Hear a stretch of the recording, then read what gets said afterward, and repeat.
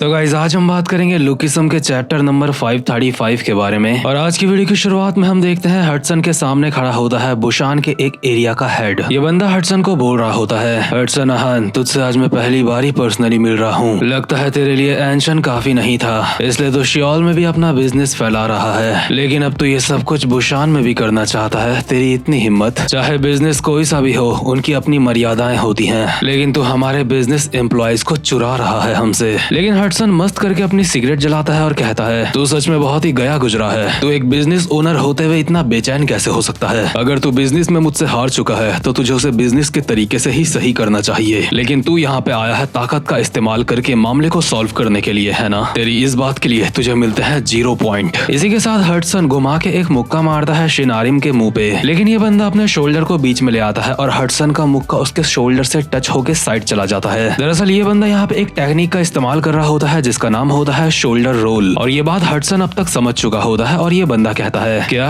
तू मुझे 0 पॉइंट्स दे रहा है, लेकिन तुझसे पॉइंट मांगे किसने? हडसन अहान, जहाँ से आया था चुपचाप वापस वहीं चला जा। लेकिन हडसन अभी इस बंदे के मुक्के मारे जा रहा होता है और ये बार बार शोल्डर रोल का इस्तेमाल करके उसके मुक्कों से बच रहा होता है। हडसन मुक्के मारते मारते हैरान हो रहा होता है कि ये बंदा सिर्फ शोल्डर रोल की मदद से उसके सारे मुक्कों से बच रहा है। और ये बंदा शोल्डर रोल का इस्तेमाल करते करते हडसन को बोल रहा होता है, हडसन अहान, तेरे मुक्के काफी ज्यादा पावरफुल हैं, लेकिन मुझे हराने के लिए इतना काफी नहीं है। इसी के साथ ये बंदा हडसन के ऊपर जैब अटैक की बारिश कर देता है, जो कि हडसन के इतने फास्ट पड़े होते हैं कि हडसन ने उसके अटैक ठीक से देखे भी नहीं होते। हडसन के मुंह से भी खून निकलने लगता है और वो पीछे की तरफ हो चुका होता है। और ये बंदा एक स्माइल के साथ कहता है, तुम जितने भी लोग शियोल से यहाँ पे आए हो तो उनमें से सबसे ज्यादा ताकतवर है ना? इस बंदे के मुक्के अभी लगातार हडसन के ऊपर पड़ रहे होते हैं और हडसन को अपने सामने से बहुत सारे मुक्के आते हुए दिख रहे होते हैं, क्योंकि इसके मुक्के होते काफी ज्यादा फास्ट हैं। लेकिन हडसन उसके बावजूद भी एक और मुक्का मारता है इसके ऊपर, लेकिन ये बंदा दोबारा से शोल्डर रोल का इस्तेमाल करके उस मुक्के से बच जाता है। दरअसल हडसन सोच रहा होता है कि वो बस सिर्फ एक मुक्का इसके ढंग से मार दे तो इसका काम खत्म हो जाएगा, लेकिन इस बंदे के शोल्डर रोल की वजह से हडसन इसके ऊपर एक भी ठीक से मुक्का नहीं मार पा रहा होता। बट सबसे ज्यादा फनी बात तो मुझे इस बंदे की ये लगी है कि इसको लगता है शियोल से यहाँ पे जितने बंदे आए हैं उनमें से सबसे ज्यादा ताकतवर हडसन है। तो खैर ये बंदा हडसन के लगातार मुक्के मारे जा रहा होता है और कहता है, मैं तुझे बता चुका हूँ तेरे मुक्के मेरे ऊपर काम नहीं करेंगे। सीरियसली मुझे तो तेरे दोस्तों की चिंता हो रही है, वो सारे जरूर तेरे ऊपर भरोसा करके यहाँ पे आए होंगे,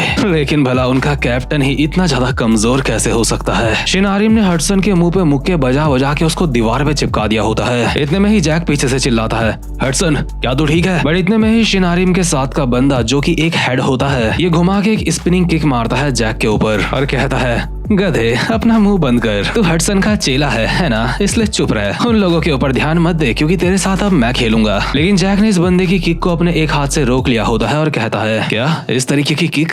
क्या तो एक किक बॉक्सर है या फिर कुछ और? लेकिन ये बंदा जैक की बात नहीं सुनता और लगातार जैक के ऊपर हमले कर देता है। हालांकि जैक उन हमलों को कभी ब्लॉक कर रहा होता है तो कभी उनको डॉज कर रहा होता है और ये बंदा लगातार उसको मारते मारते कहता है, लगता है तुम लोगों के अंदर मैनर्स नहीं है, तुम्हारी इतनी हिम्मत कि तुम बुशान आ गए। जरूर हडसन अहान के कहने पे तुम सारे यहाँ पे आए होंगे, है ना? लेकिन तुम्हें बता दूं, जैसा तुम सोच रहे हो यहाँ पे ऐसा कुछ नहीं होने वाला। तुम्हें जल्दी ही पछतावा होने वाला है कि तुम सब यहाँ पे आए क्यों। वैसे भी बुशान के सामने शियोल कुछ भी नहीं है, लेकिन अपनी ऐसी बुरी हालत में तुम्हें तरस खाने की जरूरत नहीं है, क्योंकि तुम्हारे सारे दोस्तों का भी अभी बिल्कुल यही हाल हो रहा होगा। तुम लोग हमारे सामने कुछ भी नहीं हो। इसके बाद सीन शिफ्ट होता है और हम देखते हैं एरिया 2 का सीन। एरिया 2 के हेड ने विंजिन और वास्को को कॉलर से पकड़ रखा होता है और दोनों को साथ में जमीन में पटक देता है और कहता है, तुम लोग आखिर ये क्या कर रहे हो? तुमने कहा था कि तुम शियोल से हो, क्या शियोल के लोगों के पास बस इतनी ही ताकत है? वैसे भी इस बात से फर्क नहीं पड़ता कि तुम पे कितनी ताकत है, क्योंकि मेरी पकड़ के सामने सब कुछ फेल है। इसी के साथ ये बंदा स्पेशली विंजिन को जमीन से उठा के दोबारा से जमीन में पटक देता है और वास्को चिल्ला के कहता है,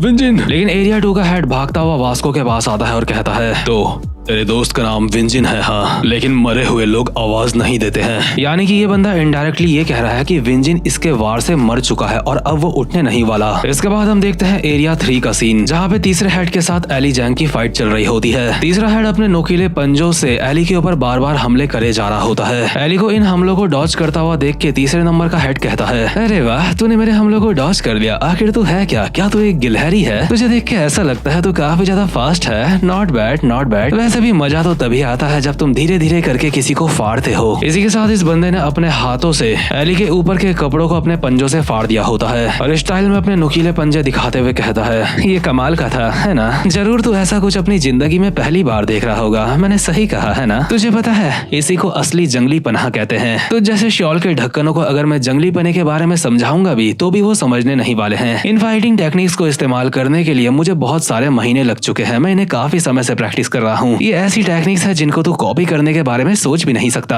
क्योंकि ये टेक्निक्स उस लेवल की है जहाँ पे जीनियसिस राज करते हैं। इस बंदे ने दोबारा से अपने पंजों से एली के ऊपर हमले कर दिए होते हैं। हालांकि एली अपने दोनों डंडों से इसके पंजों से बचने की कोशिश कर रहा होता है, बट अचानक से ये बंदा एली के ऊपर अपने पंजों से दोबारा से अलग तरीके से अटैक करके उसके दोनों डंडे हवा पे उड़ा देता है और बहुत ही स्पीड में एली के मुंह पे हमला करने के लिए आता है और कहता है, आज तुम लोग यहाँ पे मरने वाले हो क्योंकि तुमने हमारे बिजनेस में टांग अड़ाने की कोशिश करी है। Well then, goodbye. इससे पहले कि इस बंदे के पंजे एली के गले को चीरते ये सीन शिफ्ट होता है। हम देखते हैं डैनियल एरिया 4 में चौथे हेड से फाइट कर रहा होता है। डैनियल लगातार इस बंदे के ऊपर हमले करे जा रहा होता है, लेकिन ये सारे के सारे हमलों से बहुत ही आराम से बच रहा होता है और कहता है, अरे यार मैं इतना बोर हो रहा हूँ कि मैं मर ही जाऊंगा। चल भाई कम ऑन, थोड़ी और हिम्मत कर, थोड़े और एफर्ट्स डाल। अगर तू ऐसे ही मेरे ऊपर हमले करता रहेगा तो सच में मुझे नींद आ जाएगी। क्या तेरे पास बस इतना ही दम है? अगर मैं तेरी वजह से सो गया तो देख ले, इसके लिए तू ही जिम्मेदार होगा। साथ ही साथ में ये बंदा डैनियल के सारे हमलों से बचते हुए अपने मन में बोल रहा होता है, सच में बिल्कुल भी मजा नहीं आ रहा है। लेकिन अगर मेरी जगह इस बंदे से कोई और फाइट कर रहा होता तो वो काफी ज्यादा दर्द में होता। लेकिन मेरे जैसे जीनियस के सामने ये हमले बिल्कुल ही बेकार हैं। इसके हमले बस मुझे बोर कर सकते हैं और कुछ नहीं। मुझ जैसे जीनियस को कभी कोई छू भी नहीं सकता। इसी के साथ डैनियल अचानक से इसके ऊपर एक स्पिनिंग एल्बो मारता है, जिसे ये बंदा नीचे झुक के डॉच कर लेता है और सेम यही हमला ये बंदा डैनियल के ऊपर मार देता है। और अभी हमें बताया जाता है कि इस बंदे के पास एक गॉड गिवन टैलेंट है जो कि है कॉपी स्किल। हालांकि डैनियल ने इस हमले को ब्लॉक कर लिया होता है, लेकिन ये बंदा स्टाइल में बोल रहा होता है, शॉल से आए हुए ढक्कनों, माफ करना, तुम लोग ऐसी चीज जरूर पहली बार एक्सपीरियंस कर रहे होंगे, है ना? जो तुमने अभी अभी अपनी आंखों के सामने देखा, इसको कहते हैं कॉपी स्किल। माफ करना दोस्तों, मैं एक जीनियस हूँ और सिर्फ मैं ही नहीं, बुशान के चारों एरिया के हेड एक जीनियस हैं। इसके बाद हम दूसरे सीन में देखते हैं हडसन अब भी शिन आरिम के ऊपर मुक्के मारे जा रहा होता है और वो शोल्डर रोल का इस्तेमाल करे जा रहा होता है और बीच बीच में हडसन से थोड़ा सा दूर होके शिन आरिम हडसन के ऊपर जैब अटैक की बारिश कर देता है। शिन आरिम पूरी तरीके से हडसन के ऊपर हावी हो चुका होता है, लेकिन हडसन उसके बावजूद भी शिन आरिम के ऊपर मुक्के मारना नहीं छोड़ता। लेकिन हडसन के मुक्कों का कोई भी फायदा नहीं हो रहा होता है, क्योंकि ये बंदा बार बार शोल्डर रोल का इस्तेमाल करके उन हमलों से बच रहा होता है। शिन आरिम जैसे ही सोच रहा होता है कि अब वो हडसन को खत्म करने वाला है, यानी कि उसको निपटाने वाला है, इतने में ही उसे एहसास होता है कि वो फाइट करते करते बिल्कुल एक कोने में आ चुका है। शिन आरिम अपने मन में बोल रहा होता है, इसके मुक्के मेरे ऊपर काम नहीं कर रहे हैं, लेकिन उसके बावजूद भी ये मुझे जानबूझ के इस कोने में लेके आया है। ये चालाक तो है, लेकिन इस चीज का कोई फायदा नहीं है, क्योंकि इसके मुक्के मेरे ऊपर काम नहीं करेंगे। ऐसे शिन आरिम हडसन को कहता है, तेरे थकेले मुक्के मेरे ऊपर काम नहीं करेंगे बच्चे। लेकिन हडसन ने अभी अपने मुक्के मारने का स्टाइल बदल लिया होता है। ये चीज शिन आरिम को भी दिखाई दे चुकी होती है, लेकिन फिर भी वो तैयार होता है शोल्डर रोल का इस्तेमाल करने के लिए। और जैसे ही हडसन का ये वाला हमला फिनिश होगा तो इसके बाद शिन आरिम हडसन को फिनिश करने की सोच रहा होता है। इसके बाद सीन शिफ्ट होता है और हम हडसन की लाइफ का एक पुराना सीन देखते हैं, जहाँ पे हडसन टेसो माँ के मुक्के के ऊपर लगातार मुक्के मारे जा रहा होता है और टेसो ने मस्त मीट खाते हुए अपना एक हाथ हडसन को दे रखा होता है ट्रेनिंग करने के लिए। टेसो कहता है,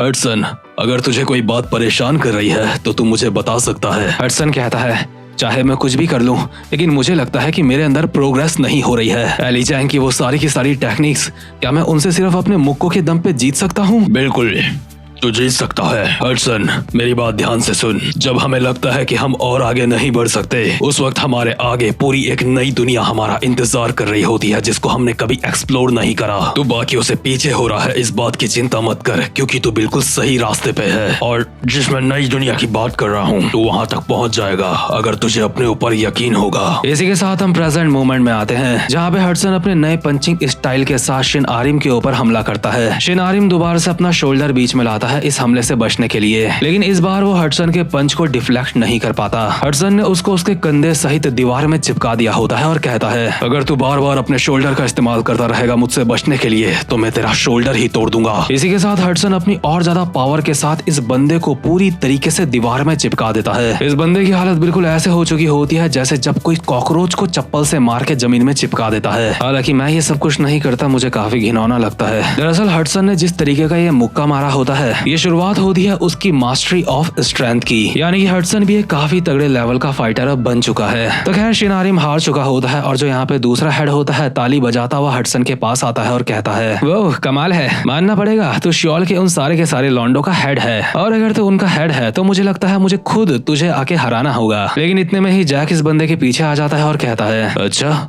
और मेरा क्या होगा फिर। ये बंदा हल्का सा हैरान तो होता है लेकिन अचानक से पीछे मुड़ के एक स्माइल के साथ कहता है, अरे छोटे कीड़े, मैंने तुझे कहा ना साइड हो जा। मैं तेरी शकल देख के ही बता सकता हूँ अपने सारे दोस्तों में तू सबसे ज्यादा कमजोर होगा। मैं तेरे अभी कैप्टन के साथ खेलने के मूड में हूँ, इसलिए साइड रहे। इसी के साथ ये बंदा अचानक से उछल के जैक के ऊपर एक लात मारता है, लेकिन जैक नीचे झुक के उस लात से बच जाता है। इससे पहले कि ये बंदा ठीक से हैरान ही हो पाता कि जैक इसके हमले से कैसे बचा, जैक घुमा के इसकी रिब्स में एक खतरनाक सा मुक्का मार देता है, जिस वजह से इस बंदे का सिस्टम हैंग हो चुका होता है। और जैक इसको कहता है, अरे सॉरी यार, मुझे अपनी ताकत पे थोड़ा सा कंट्रोल रखना चाहिए था, लेकिन मुझे लगता है तुम लोगों को कुछ गलतफहमी हो चुकी है। तुम्हें लगता है हम अब तक सीरियस थे, लेकिन अब तक तो हमने शुरुआत ही नहीं करी है। इसके बाद हम एरिया 2 का सीन देखते हैं, जहाँ पे दूसरे नंबर का हेड वास्को के पास भागता हुआ जा रहा होता है उसको मारने के लिए। और वास्को जब विंजिन को आवाज मारता है तो ये बंदा कहता है कि मरे हुए लोग जवाब नहीं देते, लेकिन वास्को इस बंदे को वापसी में जवाब देते हुए कहता है, मुझे उसे रोकने की जरूरत होगी, नहीं तो वो तुझे जान से मार देगा। यानी कि अभी वास्को को विंजिन की नहीं बल्कि इस बंदे की चिंता हो रही होती है। और ये बंदा जैसे ही वास्को के पास भागता हुआ आ रहा होता है,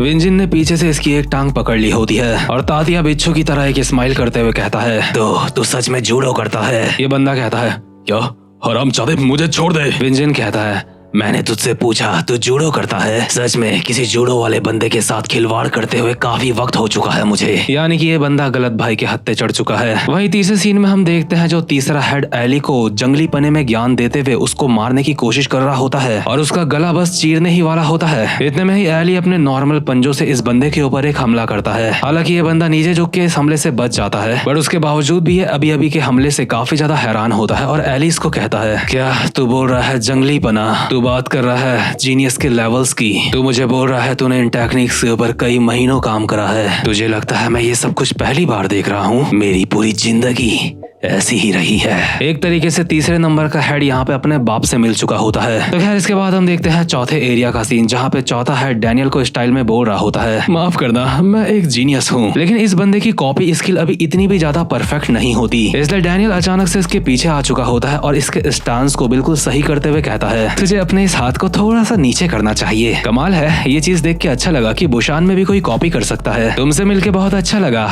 मैं भी कॉपी कर सकता हूँ। और ये चीज सुन के इस बंदे की फट के हाथ में आ चुकी होती है। माफ करना मैं ऐसे शब्दों का इस्तेमाल कर रहा हूँ, लेकिन ये सीन की रिक्वायरमेंट है। मतलब तुम देखो अभी डैनियल के पीछे हमें काफी सारे बंदों की स्पिरिट्स दिखाई दे रही हैं, और इस बात का मतलब मुझे ये समझ आता है कि डैनियल के पास जितनी भी टेक्निक्स हैं जैसे कि कॉपी स्किल, इस सब की एक बहुत बड़ी लंबी हिस्ट्री है और डैनियल उस चीज का एक मेन हिस्सा है। मतलब कि एरिया 4 का हेड उस बंदे से चौड़ा होने की कोशिश कर रहा था जो पूरे के पूरे पीटीजे यूनिवर्स में सबका बाप है। देखो मैं ये नहीं कह रहा कि डैनियल अभी सिंगल में सारे पीटीजे वाले यूनिवर्स के बंदों को हरा सकता है, बट ये बंदा अगर अपनी ट्रू पोटेंशियल में आ जाए तो मुझे लगता है कि इसके सामने कोई नहीं टिक पाएगा। लेकिन अभी ये नंबर 1 पे नहीं है। तो खैर गाइस, इसी के साथ आज की वीडियो यहीं पे खत्म होती है, लेकिन अभी कहीं जाना मत, मुझे कुछ जरूरी बात करनी है। सबसे पहले मैं आपको बताना चाहता हूँ मेरे UI स्काई में लुकिसम की 12 वीडियो के ऊपर कॉपीराइट स्ट्राइक पड़ चुकी है, जो कि 4 स्ट्राइक्स के अंदर पड़ी है। इसलिए मैं UI स्काई में वीडियो अपलोड नहीं कर सकता हूँ। अभी ये वीडियो बनाते वक्त मुझे नहीं पता कि ये वीडियो मैं कहाँ पे अपलोड करने वाला हूँ। बस मुझे इतना पता है कि काफी सारे लोग मेरा इंतजार कर रहे हैं, मेरी वीडियो का इंतजार कर रहे हैं, और मैं उन सबको डिसअपॉइंट नहीं कर सकता। इसलिए वीडियो तो कहीं ना कहीं आएगी, इसलिए चिल करो, मजे करो। और एक और बहुत जरूरी बात, मैंने सुना है कुछ लोग मेरे यूट्यूब चैनल का नाम इस्तेमाल करके और उसकी प्रोफाइल पिक्चर इस्तेमाल करके फेक अकाउंट बना रहे हैं मेरे नाम से, और काफी सारे चैनल्स में जाके लाइव स्ट्रीमिंग में जाके सबको ऐसा दिखा रहे हैं जैसे स्काई ऑफ लाइट वहाँ पे आया है, यानी कि मैं। इसलिए जो भी लोग ऐसा कर रहे हैं मेरे नाम का इस्तेमाल करके, मैं उन सबको कहना चाहता हूँ ऐसा मत करो। जो लोग ऐसा कर रहे हैं मैं चाहूँ तो उनके खिलाफ तगड़ा कोई एक्शन भी ले सकता हूँ, लेकिन मैं ऐसा करना नहीं चाहता। साथ ही साथ में बहुत सारे लोग मेरी वीडियोस री अपलोड कर रहे हैं, और वो भी बिना मुझसे परमिशन लिए। तो बिना मुझसे परमिशन लिए अगर आप ये सारी चीजें ना करो तो आपके लिए अच्छा होगा। मतलब मैं आपको ये कोई धमकी नहीं दे रहा हूँ, एक भाई के तौर पर एडवाइस दे रहा हूँ बस आपको, क्योंकि इन सारी चीजों से आपका कोई फायदा नहीं होने वाला, अगर होगा तो सिर्फ नुकसान ही होगा। तो खैर गाइस, अब मैं मिलता हूँ आपसे अपनी नेक्स्ट वीडियो में, तब तक के लिए मजे करो।